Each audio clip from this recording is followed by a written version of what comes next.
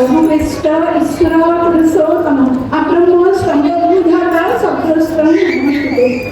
परम प्रेम परम दयाल श्री ठाकुर परमार्थ जगज्जननी श्री बड़मा परम पूज्यपाद श्री बड़दा आदि आचार्य एवं ठाकुर परिवार प्रत्येक चरण कमल मोर कोटि कोटि प्रणाम एवं ये उपस्थित समस्त को आंतरिक आदर जय ठाकुर कथा कहबार योग्यता तुम नहीं से दया कले मुतम करती वाचाम पंगु लघुते गिरे जकृपा तमो बंदे परमानंद मार्ग तांकर दया रे तांकर किछ कथा कहना पे चेष्टा रखबी ठाकुर गोटे प्राणी को कथा आरंभ करूची जागरे लक्ष्मी दल तुम्हें नगाड़े देशर हेब अमंगल आदिर आदर्श गोटे परिवार समाज में गोटे नारी भूमिका आग्रह करना नारी सरकार आज नारी सशक्तिकरण कर व्यस्त नारी सशक्त हेले देश सशक्त कि वास्तव में समाज में तार देखा जाए ना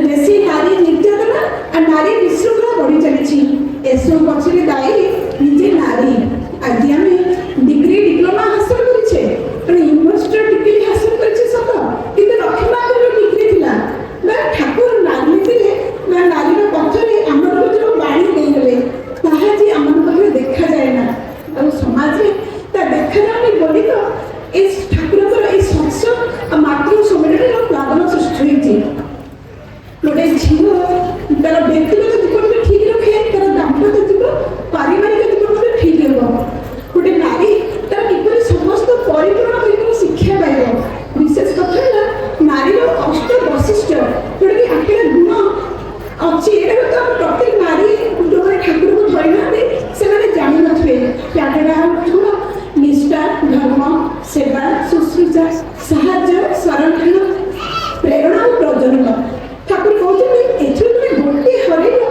तुम पाखे कौन रहा अष्ट वैशिष्ट स्पष्ट हाँपाई जीवन में जड़े आदर्श गुरु भगवान भट्टा धरी चलिए आम प्रत्येक पथ सुगम हो से गोटे झी आसी ठाकुर को प्रणाम करुच्छी ठाकुर हाथ उठी जाए प्रणाम उद्देश्य भक्त गण कहते ठाकुर एक छोट पिला ठाकुर कहते छोट झी भितर थी तार मातृत्व को प्रणाम करुच्छी जगत में दुई जन श्रेष्ठ जड़े स्रष्टा जे सृष्टि रचना करे आ गए नारी जो उभय पुरुष और नारी को जन्म दिए भावु नारी का जीवन सार्थक केतबेले खाली जन्म भितर नहीं जब गोटे से गोटे भल सन्तान जन्म दिए से जीवनटा सार्थक हो ठाकुर गोटे अच्छी गोटे झील चाली चरण वेशभूषा एमती कर पुरुष मन में गोटे श्रद्धा भक्ति भाव जागृत हम से ठाकुर नारी प्रथम बाढ़ी झी मोर तुम सेवा तुम चलवा तुम चिंता तुम कहवा पुरुष जनसाधारण भितर जपरी एपरी गोटे भावर सृष्टि करे जो अवनत मस्तक नतजान हो सत्संग भावे भक्ति गदगद धरी माँ मोर जननी मोर कही बुद्ध हुंती तृप्त हुंती तेरे ही तुम्हें नारी तेरे ही तुम्हें सती प्रथमे नारी हो तापरे सती हो तेरे ही तुम्हें गोटे देव प्रतिभा संतान जननी हो पार सती नारी कि वास्तव में जब गोटे बड़मान कथा कहबी खाली गोटे स्वामी स्त्री दाम्पत्य कलह नहीं आसवे ठाकुर पाखक ठाकुर कहते बड़मा को डाकुं बड़बू तुम मो भर के मनमालिन हो बड़मा कहते मोर मन बोली कि तुम मन ही मोर मन से गोटे मन नहीं चलुले तेरे स्वामी मन सारे चलवा हूँ गोटे सती नारी धर्म गोटे सती नारी हेले से गोटे भल सन्तान आशा कराए क्या भल सन्तान जन्म दि जाए बढ़ा जाए ना आम पुराण देखा माता कौशिका जन्म देने प्रभु रामचंद्र को माता देवकी जन्म देने भगवान श्रीकृष्ण को माता मनमोहनी जन्म देने ठाकुर अनुकूलचंद्र को ब्रह्मा जन्म देने बड़जा को देखो आज आचार्य भल सन्तान जन्म दि जाए बढ़ा जाए ना भल सन्तान पाइबा गोटे सुविवाह करने पड़े बहटा प्रत्येक झील जानवा दरकार पुआटा झील सब श्रेष्ठ हवा दरकार मन वंश विद्या बुद्धि तापर नहीं गोटे भल सन्तान में आशा कर ठाकुर कहले तीन जिन ध्यान दब शिक्षा ଆସିବ। ଯେତେବେଳେ ଆମେ ଠାକୁରଙ୍କର ସଦୀକ୍ଷା ନଉ ଆମକୁ କିଛି ନହେଲେ ଦୁଇଟା ଜିନିଷ କରିବା କୁହାଇଥାଏ। ଗୋଟେ ହେଉଛି ଇଷ୍ଟବୃତ୍ତି, ଗୋଟେ ପ୍ରାର୍ଥନା। ଇଷ୍ଟବୃତ୍ତି ହେଉଛି ସକାଳୁ ଉଠି ବ୍ରହ୍ମ ମୁହୂର୍ତ୍ତରୁ ଆମେ ଠାକୁରଙ୍କର ଭୋଗ ଲଗାଇବା ପାଇଁ କିଛି ଅର୍ଘ୍ୟ ନିବେଦନ କରୁ। ବାସ୍ତବରେ ଯେଉଁମାନେ ସାଧାରଣ ଲୋକ ପ୍ରଶ୍ନ କରନ୍ତି ସେ ତ ଭଗବାନ ତାଙ୍କୁ ପୁଣି କାହିଁକି ଦବା। ବାସ୍ତବରେ ସିଏ ଆମକୁ ସବୁ ଦିଗରୁ ଭରପୁର କରିବା ପାଇଁ ଏଇ ନମ୍ବର ଟିକେ ବାହାନା କରନ୍ତି। ଯେମିତି ଦେଖିଲେ ବାଇବେଲରେ ଗୋଟେ କଥା ଅଛି, ଯେତେବେଳେ ଇହୁଦୀ ମାନେ ଯୀଶୁକୁ ରାଜ ରାସ୍ତାରେ ନାନା ଚକ୍ରାନ୍ତ କରି ଘୋଷାଡ଼ି ଘୋଷାଡ଼ି ନେଇଯାଉଛନ୍ତି, ସେତେବେଳେ ପଚରା ହେଉଛି ଆର୍ ୟୁ ଫଲୋଅର୍ସ। ତାଙ୍କର ଯେଉଁମାନେ ଅନୁସରଣକାରୀ ଥିଲେ ସେମାନେ ଭୟଭୀତ ହୋଇ କିଛି କହିପାରୁନାହାନ୍ତି, କାରଣ ତାଙ୍କୁ ମାନେ କିଛି ଦଣ୍ଡ ଦିଆଯିବ। କିନ୍ତୁ ସେ ସମୟରେ ଜଣେ ଦେହଜୀବୀ ମହିଳା ମାରି ଲେଟନା, ଯିଏକି ଠାକୁରଙ୍କର ଚରଣାସ୍ଥ ହୋଇ ସେ ଦେହ ସେ ଯେଉଁ ପାପ କାମରୁ ଦୂରେଇ ରହିଥିଲେ, ସେଦିନ ତାଙ୍କ ଜୀବନ ଯାକର ଯେତିକି ରୋଜଗାର ତା ପ୍ରତିବଦଳରେ ଦାମୀ ଦାମୀ ଅର୍ଥରେ ଆଣି ଯୀଶୁଙ୍କ ପାଦ ପ୍ରକ୍ଷାଳନ କରିଦେଉଛନ୍ତି। ଦେଖଣାରୀମାନେ କହୁଛନ୍ତି ଆରେ ଏତେ ଗୁଡ଼ାଏ ଅର୍ଥ ଏଠି ବିନିଯୋଗ କରିବା କ'ଣ ଦରକାର? ଏହି ଅର୍ଥରେ ତ କେତେ ଦୁଃଖୀ ଦରିଦ୍ରଙ୍କର ସେବା ହୋଇପାରିଥାନ୍ତା। ସେତେବେଳେ ଯୀଶୁ କହୁଛନ୍ତି you can get thousands of beggars any time, any moment if you want, but me shall not again. ତୁମେମାନେ ଯେତେବେଳେ ଚାହିଁବ, ଯୋଉ ଅର୍ଥରେ ଚାହିଁବ, ହଜାର ହଜାର ସଂଖ୍ୟକ ଦୁଃଖୀ ଦରିଦ୍ର ଭିକାରୀ ପାଇବ, କିନ୍ତୁ ମୋତେ ନୁହେଁ, ପରମ ପିତାଙ୍କୁ ନୁହେଁ। ସତରେ ସେ ତ ସବୁ ସମୟରେ ଆସନ୍ତିନି। ଆମର ତ ଭାଗ୍ୟବାନ, ଆମେ ଠାକୁରଙ୍କୁ ଧରିଛେ, ଠାକୁର ଇଷ୍ଟବୃତ୍ତି କଥାଟା ପ୍ରଚଳନ କରିଛନ୍ତି, ଆମେ ସବୁ ଭାଗ୍ୟବାନ। ଆଜି ଠାକୁରଙ୍କ କଥା ଦେଖିବା, ଠାକୁର ପଦ୍ମ ନଦୀରେ ଗାଧୋଇ ସାରି ଫେରୁଛନ୍ତି, ନଦୀ ବନ୍ଧରେ ଜଣେ ଭିକାରୀ ଠାକୁରଙ୍କୁ ମାଗୁଛି, ବାବା ସାହେବ ମତେ କିଛି ଦିଅ। ଠାକୁର ମଧ୍ୟ ତାକୁ ହାତ ମତେ ମାଗୁଛନ୍ତି, ଆରେ ତୁ ମତେ କିଛି ଦେ। ସେ ଭିକାରୀଟା ସେ ସାମଗ୍ରୀ ପଳାଉଛି, ତାହେଲେ ତାଠୁ ଠାକୁର କିଛି ନେଇଯିବେ। ସେଦିନ ଠାକୁର ଭାଇ ମନ ବିଦିନ ହୋଇପଡ଼ିଛି, ଘରକୁ ଫେରିଛନ୍ତି, କିନ୍ତୁ ଖୁବରେ ବସି ପାରୁନାହାନ୍ତି। ଭକ୍ତଗଣ ପଚାରିଲେ ଠାକୁର କହୁଛନ୍ତି ଆରେ ତୁମେ ମାନେ କାହିଁକି ତାକୁ ବୁଝେଇଲ ନାହିଁ ମତେ କିଛି ଦେବାକୁ? ଭକ୍ତଗଣ କହୁଛନ୍ତି ଠାକୁର ସେ ତ ଭିକାରୀଟା, ଆପଣଙ୍କୁ ବା କ'ଣ ଦେବ, ଆପଣ କୁହନ୍ତୁ ଆମେ ଦେଇଦେବୁ। ଠାକୁର କହୁଛନ୍ତି ଆରେ 7 ଜନ୍ମ ଧରି ପରମ ପିତାକୁ ଦବାର ତାର ଖାତା ନାହିଁ, ଯେମିତି ତାକୁ ଏ ଭିକ୍ଷା ମୁଠରେ ସେ ଛାଡ଼ି ପାରୁନି। ଯଦି ମତେ ଆଜି କିଛି ଦେଇଥାନ୍ତା ମୁଁ ତାର ଭିକ୍ଷା ମୁଠଟା କାଟି ଦେଇଥାନ୍ତି। ତ ଦେଖନ୍ତୁ, ଭାବନ୍ତୁ, ଭାବିଲେ ଆମେ ସବୁ ଆମେ ଠାକୁରଙ୍କୁ ଧରି ଇଷ୍ଟବୃତ୍ତି କରି କେତେ ଜନ୍ମ ଜନ୍ମାନ୍ତର କର୍ମଫଳ କାଟି ଚାଲିଛେ।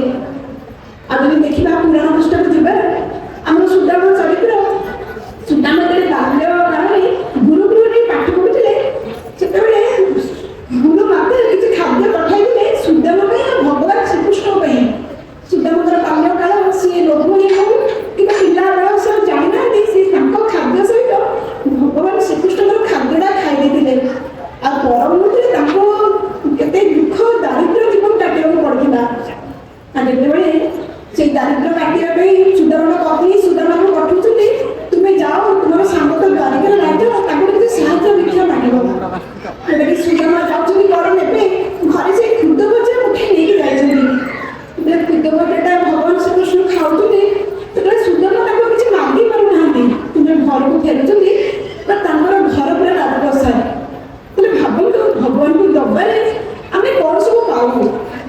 ଆମେ ଦେଖିବା ଆମର ଦ୍ରୌପଦୀ ଚରିତ୍ର, ଗୋଟେ ସମୟରେ ଭଗବାନ ଶ୍ରୀକୃଷ୍ଣ ଆଉ ତାଙ୍କର ଅଷ୍ଟମାତା ଆଉ ଦ୍ରୌପଦୀ ବସିଥିଲେ, କୌଣସି କାରଣ ନାହିଁ, ଭଗବାନଙ୍କର ଆଙ୍ଗୁଠି ଟିକେ କଟିଗଲା। ଅଷ୍ଟମାତା କ'ଣ କରିବେ ବ୍ୟତିବ୍ୟସ୍ତ ହେଇ ପଡ଼ିଲେ। ସେତେବେଳେ ଦ୍ରୌପଦୀ କ'ଣ କଲେ, ତାଙ୍କର ପିନ୍ଧିଥିବା ଆଞ୍ଚଳ କାଟି ଆଞ୍ଚଳକୁ ଚିରି ଆଙ୍ଗୁଠିରେ ବୁଡ଼େଇ ଦେଲେ। ପରମୁହୂର୍ତ୍ତରେ ଦେଖା ହେଇଛି, ଯେତେବେଳେ ଦ୍ରୌପଦୀଙ୍କର ବସ୍ତ୍ରହରଣ କରାଯାଇଛି, ସେଇ ଭଗବାନ ଶ୍ରୀକୃଷ୍ଣଙ୍କ ଅଭୟ ହସ୍ତରେ ଏତେ ଲୁଗା ଆସି ପହଞ୍ଚିଛି, ଯୋଉଟାକି ଦୁଃଶାସନ ତାକୁ ବସ୍ତ୍ରହରଣ କରିପାରିନି।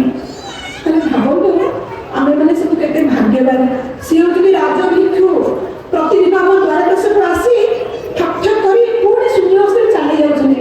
ତେଣୁ ତାଙ୍କୁ ଦିଅ, ଜବରଦସ୍ତି ନିଏ, ପ୍ରେମର ସହିତ ଦିଅ। ଆଉ ଠାକୁରଙ୍କର ଆଉ ଗୋଟେ ବାଣୀ ଅଛି, your sound will reach me because I am the sound। ଆମମାନଙ୍କର ଆକୁଳ ପ୍ରାର୍ଥନା ଭଗବାନ ପାଖେ ପହଞ୍ଚେ। ଆଉ ଭଗବାନଙ୍କର ଏତେ ସୁନ୍ଦର ଚରମ ସମାଧାନ ଦିଅନ୍ତି, ତା କଳ୍ପନା ବି କରାଯାଏ ନା। ଗୋଟେ ମା, ସେ ତାଙ୍କର ଘରେ ତାଙ୍କର ରୋଗାକ୍ରାନ୍ତ ପୁଅ, ଅଭାବ ଅବସ୍ଥା,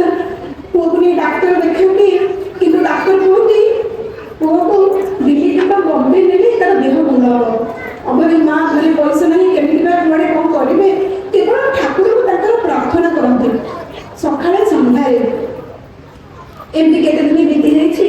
ଦିନେ ହଠାତ୍ ତାଙ୍କ କବାଟରେ ଠକ୍ ଠକ୍ ଶୁଭିଲା। ଦେଖିଲେ ଜଣେ ଭଦ୍ରଲୋକ ପଚାରିଲେ, ମାଆକୁ ପଚାରିଲେ କ'ଣ କାମ ଥିଲା? ଭଦ୍ରଲୋକ କହୁଛନ୍ତି ମୋର ଗାଡ଼ିଟା ଖରାପ ହେଲା, ମୋର ଆଗକୁ ଯିବାର ଥିଲା, ଆଉ ଯଦି ଗ୍ୟାରେଜ ବାଲା ବି ମନା କଲା, ଯଦି ଆପଣ ମୋତେ ଆପଣଙ୍କ ଟିକେ ଆଶ୍ରୟ ଦେବେ, କାଲି ମୋର ଗାଡ଼ି ସଜାଡ଼ିକି ଚାଲିଯିବେ।